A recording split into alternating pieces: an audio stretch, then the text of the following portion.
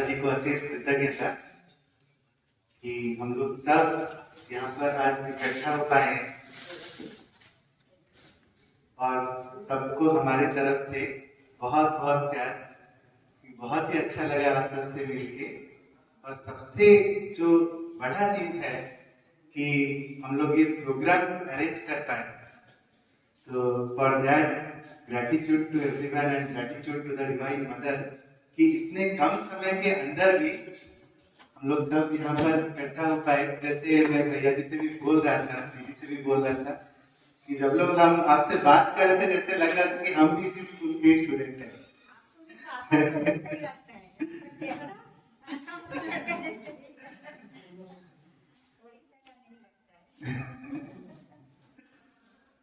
तो जैसे दीदी बोल रही थी कि हम लोग का लक्ष्य क्या है, हम लोग क्यों ये पृथ्वी में जन्म लिए हैं। जैसे बोला जाता है कि ये जो मानव जीवन हम लोग को मिला है ये एक दुर्लभ जीवन है। भगवान लोगों को भी अगर प्रोग्रेस करना होता है तो उन लोगों को भी मानव जीवन लेके ही प्रोग्रेस करते हैं। उनके भी पास उतना शक्ति या उतना पॉसिबिलिटी नहीं है जितना पॉसिबिलिटी हम लोगों के पास है। कितना जन्मों का तपस्या के बाद ही हम लोग को ऐसा मानव जीवन मिलता है एंड कौन से उद्देश्य में मिलता है। क्योंकि हम लोग जब भी ये पृथ्वी में आए हैं भगवान से एक प्रॉमिस करके आए और वो प्रॉमिस को हम लोग भूल गए। एक्चुअली जब हम लोग को मानव जीवन मिला है हम लोग भगवान से प्रॉमिस किए हैं कि उनका ही प्रकाश को, उनका ही काम को यहाँ पर हम लोग धरेंगे और वही शक्ति को लेके ही हम लोग यहाँ पर जीवन बिताएंगे। लेकिन हम लोग बाकी सब कुछ करते हैं और भगवान के लिए जब टाइम निकालने का आता है तो क्या करते हैं, नहीं मेरा पर्सनल काम पहले, उसके बाद फैमिली का काम पहले, बाकी सब काम हो जाए, जो टाइम बच जाएगा उस टाइम में अगर भगवान टाइम दे पाए तो हम लोग वहां पर जाकर प्रेजेंट होते।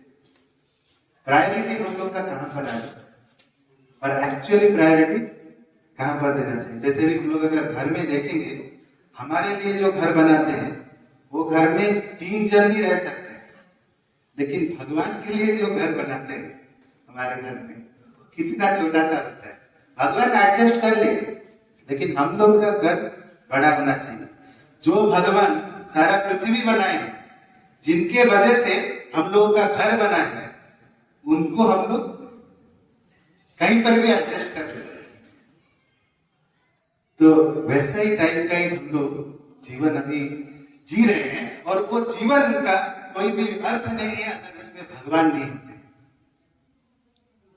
क्योंकि अगर हम लोग एक मकान बना रहे हैं, बहुत ही सुंदर मकान बना रहे हैं, लेकिन उसका अगर बेस स्ट्रांग नहीं होगा वो मकान कितना दिन तक टिकेगा, नहीं टिकता है ज्यादा दिन।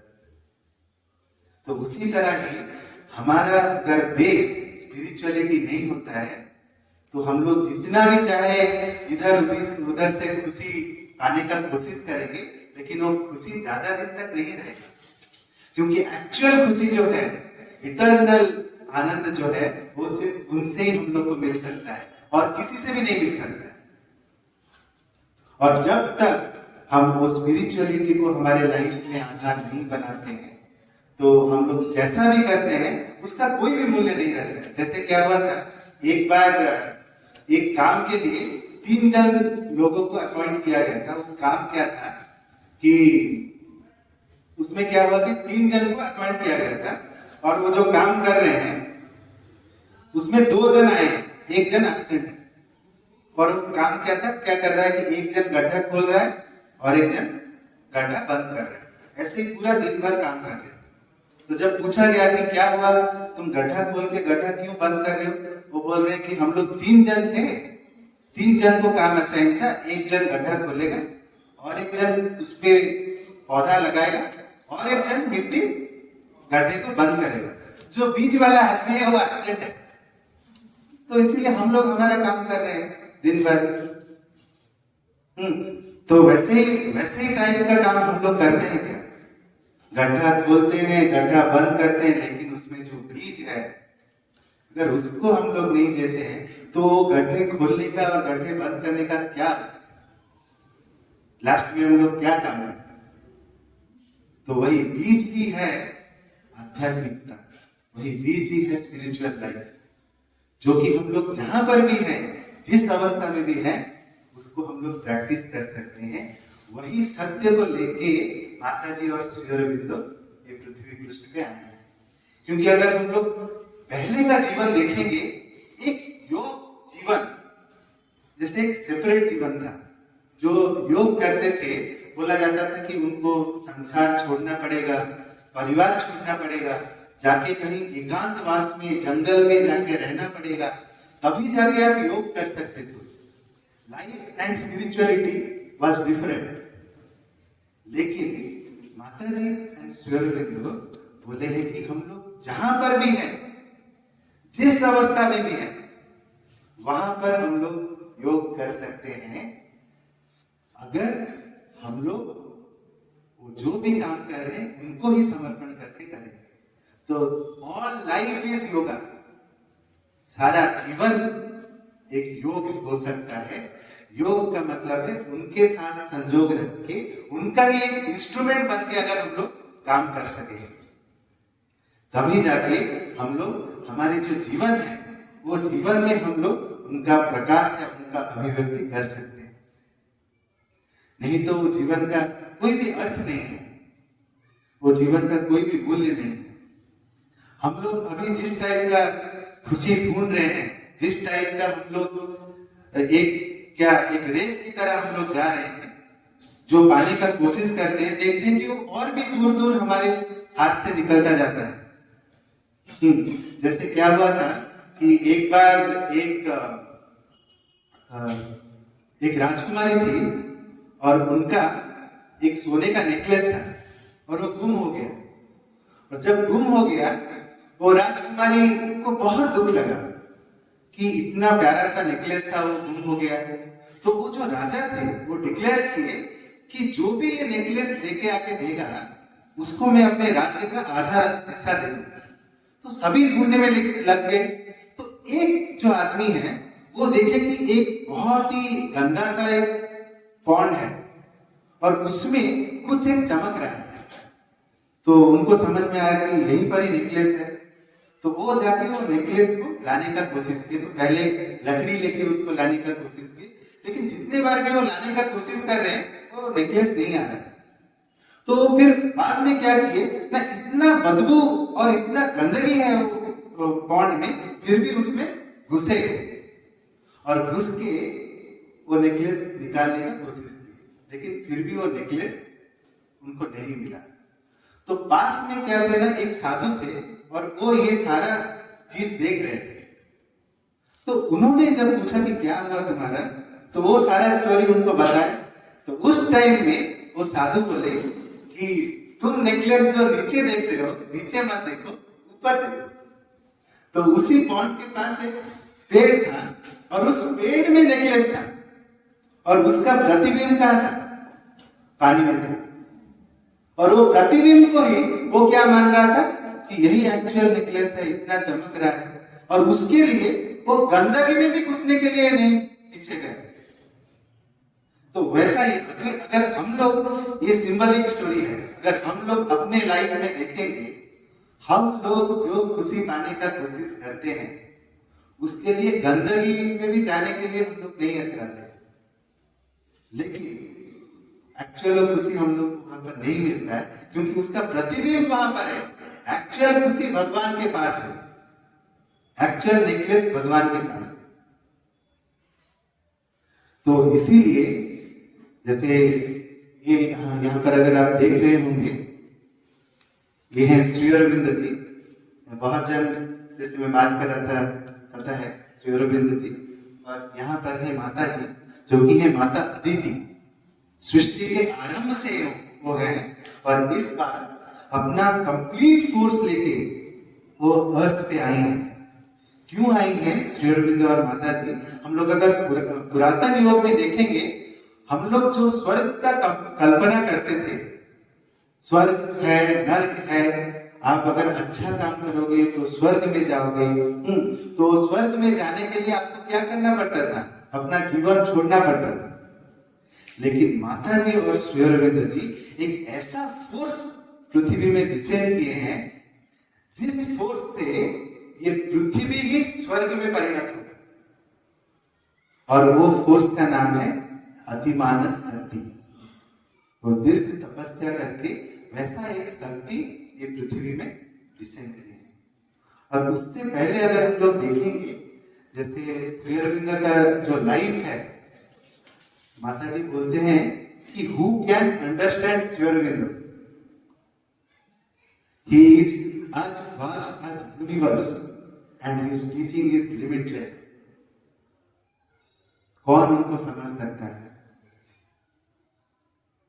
तो अगर हम लोग देखेंगे कि जब भी हम लोग इवोल्यूशन में आगे जाते हैं, भगवान अपना एक अवतार लेके आते हैं और उसमें हम लोग को आगे वो लेके जाते हैं। जैसे मत्स्य अवतार में पहले हुआ है, वराह अवतार में आए, नरसिंह अवतार में आए, जिसमें कि हाफ एनिमल एंड हाफ इंसान थे।